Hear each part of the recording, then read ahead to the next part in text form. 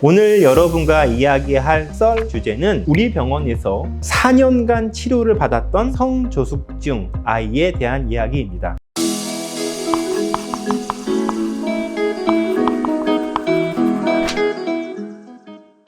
안녕하세요. 쌍둥이 아빠의 성장 이야기 담당 의사 최용현입니다. 가명으로 제가 아이의 이름은 성재라고 하려고 하는데요. 아이의 골 연령으로 예상한 어른 키는 170도 되지 않은 165. 아이의 뼈 나이가 무려 13세 2개월이었죠. 우리가 일반적으로 뼈의 나이가 실제 나이보다 2년 정도 앞서가는 경우에 우리가 이거 성조숙증이라고 이제 의심을 하기 시작합니다. 어른 예상 키가 165로 부모님 저 모두 깜짝 놀랐던 케이스였죠.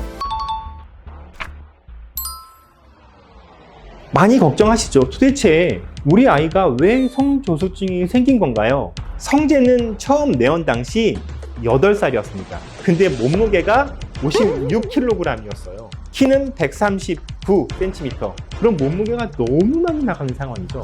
예전 아이들은 뇌의 문제, 그리고 이 갑상선의 문제 등에 의해서 성조숙증이 생기는 경우가 많다, 이런 원인 때문에 많이 생겼지만 요즘에는 남자아이들도 이 비만 때문에 성조숙증이 생기는 경우가 꽤 많아졌습니다. 성인 키가 165라면 아무리 우리가 성조숙증에 대한 관리를 한다고 하더라도 예쁘다라고 하는 키에 도달하기가 사실 어렵거든요. 근데 아이와 부모님이 처음 내원 당시 희망했던 키는 185 정도였습니다.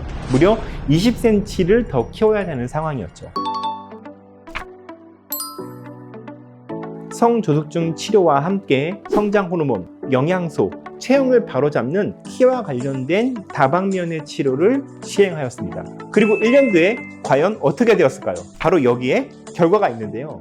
가장 중요한 뼈의 나이, 처음에 방문 당시 13세 2개월이었는데 1년 후에 13세 4개월. 효과 좋죠. 1년 동안 세상 시계는 12개월이 갔지만 뼈의 나이는 2개월밖에 가지 않았습니다. 무려 약 15cm가량이라 컸습니다. 와, 정말 많이 컸죠. 치료를 시작한 첫 해에 가장 많이 크게 되죠. 근데 여기에는 여러 가지 이유가 있는데요. 아이가 기존에 갖고 있었던 이 호르몬의 문제를 해결함으로써 일반적으로는 첫 번째에 이렇게 좋은 결과가 나오게 됩니다. 22년 10월 달에 치료 두 번째 해의 검사를 시행했는데요. 이때 뼈 나이가 몇 살이었을까요? 골 연령 소견은 1년 전과 거의 비슷한 수준, 심지어는 거의 같다고도 볼 수 있는 13세 4개월을 그대로 유지하고 있었습니다. 모든 아이가 이렇게 좋은 결과를 보이는 것은 아닙니다. 성재와 같은 경우에는 아주 치료 효과가 좋았던 케이스라고 볼 수 있는데요. 키가 1년 동안에 무려 10cm가량 성장하게 되었습니다.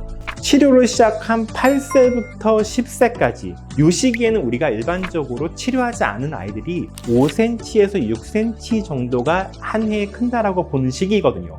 이 시기에 벌써 성인 예상 키는 꽤 높아진 상황이었죠. 치료 두 번째 해에도 성재에게는 큰 문제가 있었는데요. 몸무게가 여전히 많이 나가는 87kg나 나가는 상황이었죠. 꾸준히 관리를 해줬음에도 불구하고 사실 이 체중에 대해서는 만족할 만한 결과가 나오지는 않았습니다. 그러면 이런 아이들은 추후에 어떻게 되느냐, 이 부분을 많이 고민하시게 될 텐데요. 제가 치료를 경험했던 아이들한테 보인 모습을 설명드리자면, 치료가 종료된 이후 성조숙증에 대한 관리, 그리고 성장 호르몬에 대한 관리가 마무리된 이후에 키는 조금씩 크면서 몸무게가 많이 감소가 되는 그런 모습을 보인 경우가 많았습니다.